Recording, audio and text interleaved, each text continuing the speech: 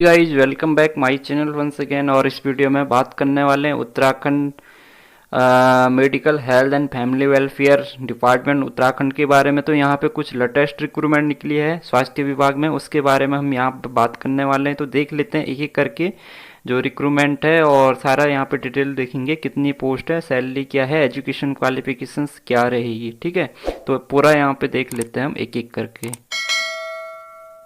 So guys देख सकते हैं आप, office of mission director national health mission Uttarakhand, health and family welfare society Uttarakhand government. ठीक है, तो देखिए पोस्ट देख लेते हैं। ये देखिए, national health mission Uttarakhand invite applications for the following state level vacant post from eligible candidate for an initial contractual appointment till 31 March 2022 and further renewal shall be subjected to continuation of NHM या approval from गोल या performance. तो ये guys ठीक है, अभी 1 साल के रख रहे हैं, लेकिन उसके बाद आपका रिन्यूअल हो जाएगा। ठीक है, तो डिवीज़न दे रखे हैं और नेम ऑफ पोस्ट दे रखी है। यहाँ पे मंथली जो सैलरी है वो आपको यहाँ पे दे रखी है। ठीक है, तो जैसा कि आप देख लेते हैं, स्टेट प्रोग्राम मैनेजर से, स्टेट प्रोग्राम मैनेजर की जो सैलरी है यहाँ पे 90,000 है, 90,000 है। PMC ट्रेनिंग कोऑर्डिनेटर है, 35,000 से 50,000 यहाँ पे सैलरी है। ठीक है, DRTB कोऑर्डिनेटर है, 60,000 यहाँ पे सैलरी है। EP डिमियोलॉजिस्ट है, उसकी जो है 35 से 50,000 यहाँ पे सैलरी है। कंसल्टेंट है पब्लिक हेल्थ के लिए, 50,000 से 60,000 यहाँ पे सैलरी है। टेक्निकल कंसल्टेंट है CCHHP के लिए, 50,000 से 60,000 यहाँ पे सैलरी है। ठीक है, कंसल्टेंट है इम्यूनाइजेशंस के लिए 35 से 45,000 सैलरी है। कंसल्टेंट है CPSC प्रोग्राम मैनेजमेंट के लिए 35 से 35,000 सैलरी है। माइक्रोबायोलॉजिस्ट की है 35 से 40,000 सैलरी। मैनेजर है आशा प्रोग्राम के लिए 35 से 38,000 सैलरी है। PMC मैटरनल हेल्थ या प्रोग्राम ऑफिसर्स मैटरनल हेल्थ की जो है यहाँ 35,000 सैलरी है। PMC consultant PCP and DT and PF यहाँ पे 35 से 42,000 सैलरी है। PMC है child health technical consultant child health के लिए 35 से 38,000 सैलरी है। ठीक है, APMC है NPPCD 25,000 salary. Technical officer NBSCP 25,000। APMC maternal health 25,000। Administrative officer की 25। कंसल्टेंट CPSC IT इनिशिएटिव 45,000 यहाँ पे सैलरी है। ठीक है, ये तो था बात आपकी जो यहाँ पे जो डिपार्टमेंट है, डिविजन्स, पोस्ट और सैलरी। एज की बात कर लेते हैं, तो मैक्सिमम एज जो होनी चाहिए वो आपकी होनी चाहिए 42 ईयर्स। ठीक है, 1 सितंबर 2021 को आपकी जो मैक्सिमम एज होनी चाहिए वो होनी चाहिए 42 ईयर्स। पोजिशन एज ऑन 41 विच में बी रिलैक्सेबल वर्क टू। ठीक है, तो यहाँ पे जो आपका जो OBC SC ST के लिए एज ऑफ रिलैक्सेशन लगता है वो आपका लगेगा। ठीक है, ये था। अब हम बात करते हैं यहाँ पे एजुकेशन क्वालिफिकेशंस की। सो गाइज एक एक करके हम यहाँ पे देखेंगे। तो स्टेट प्रोग्राम मैनेजर्स पहली पोस्ट, इसके लिए एसेंशियल क्वालिफिकेशंस क्या है, तो देखिए MBBS विद PG होना चाहिए, MBBS विद पोस्ट ग्रेजुएशन और higher qualification in public health, यानी कि आपने MPH किया है, मास्टर ऑफ पब्लिक हेल्थ या कम्युनिटी हेल्थ या प्रिवेंटिव एंड सोशल मेडिसिन।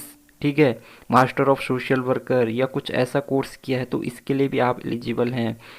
और the other non MBBS candidate which post graduation qualification in public health, public management, hospital management, MHA जिसको बोलते हैं master of hospital management, MPH वगैरह किया है तो आप इसके लिए एलिजिबल हैं। एसेंशियल एक्सपीरियंस की बात करें तो for MBBS at least 5 year of PG experience and for non MBBS at least जो है 8 year of relevant work experience होना चाहिए।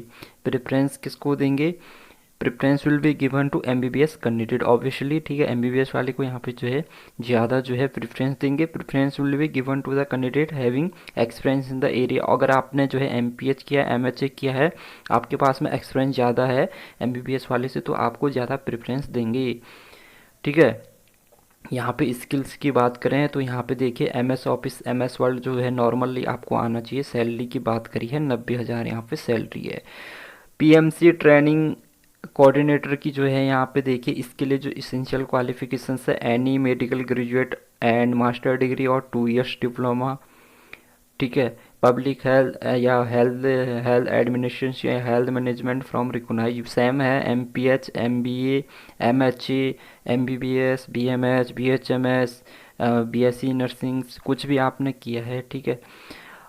नो इसेंशियल एक्सपीरियंस हाउएवर, ठीक है, यहाँ पे कोई एक्सपीरियंस यहाँ पे ज़्यादा वो नहीं है।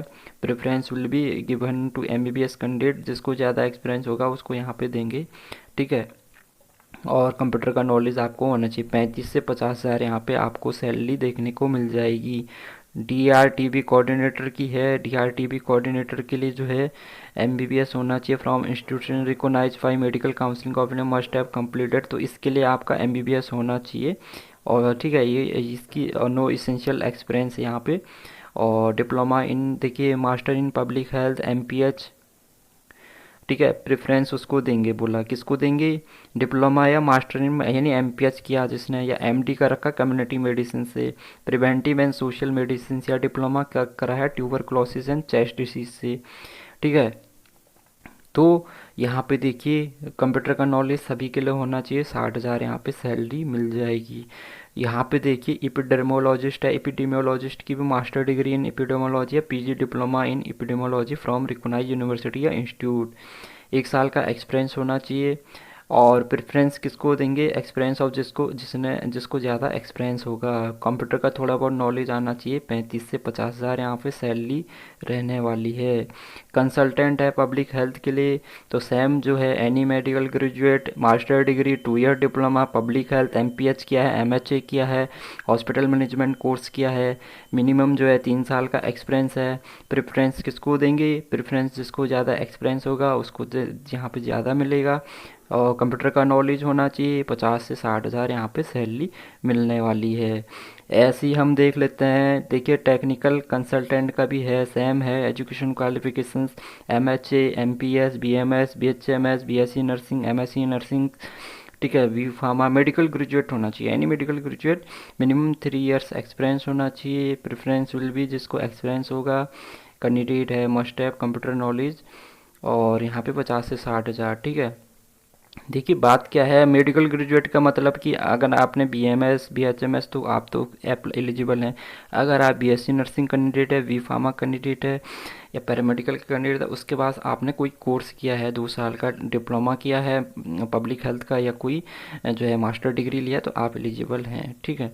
कंसल्टेंट CPSC है प्रोग्राम मैनेजमेंट के लिए, यहाँ पे सेम है, एजुकेशन क्वालिफिकेशन सब कुछ सेम रहेगा। यहाँ 35 से 45 यहाँ पे सैलरी रहने वाली है। कंसल्टेंट है इम्यूनाइजेशंस के लिए, एजुकेशन क्वालिफिकेशन सेम रहेगी, MPH, MHA भाई, ठीक है। नो एसेंशियल एक्सपीरियंस, कोई एक्सपीरियंस नहीं चाहिए। Preference will be given to MBBS, जिसको ज़्यादा एक्सपीरियंस होगा उसको देंगे। कंप्यूटर का नॉलेज हर किसी में मांगा हुआ है। 35 से 45 हज़ार सैलरी यहाँ पे रहने वाली है, ठीक है।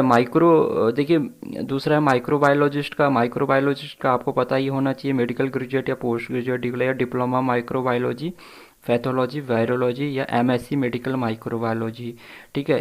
कोई एसेंशियल एक्सपीरियंस नहीं है, अगर जिस बंदे ने काम किया होगा फील्ड में उसको ज़्यादा यहाँ पे प्रेफरेंस देंगे। 35 से 40 हज़ार सैलरी, ठीक है।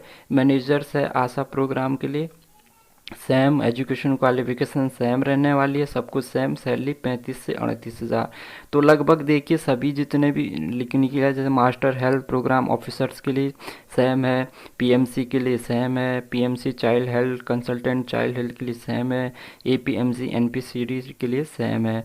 तो गाइज क्या हो रहा है, लगभग सभी के लिए जो एजुकेशन क्वालिफिकेशन जो है आपका सेम है, ठीक है। लगभग टेक्निकल ऑफिसर के लिए है, मास्टर इन हेल्थ केयर देखिए सेम है, MPH या MBA या MPH या जो है MHA होना चाहिए। असिस्टेंट प्रोग्राम मैनेजर उसके लिए भी देखिए वही है। एडमिनिस्ट्रेटर ऑफिसर के लिए भी देखिए, एडमिनिस्ट्रेटर ऑफिसर के लिए थोड़ा यहाँ पे है कि retire from administrator ministerial post in gov service. अगर आप जो हैं एडमिनिस्ट्रेशन ऑफिसर के पोस्ट से रिटायर हैं तो उसके लिए एडमिनिस्ट्रेटर ऑफिसर के लिए आपका थोड़ा अलग रहने वाला है।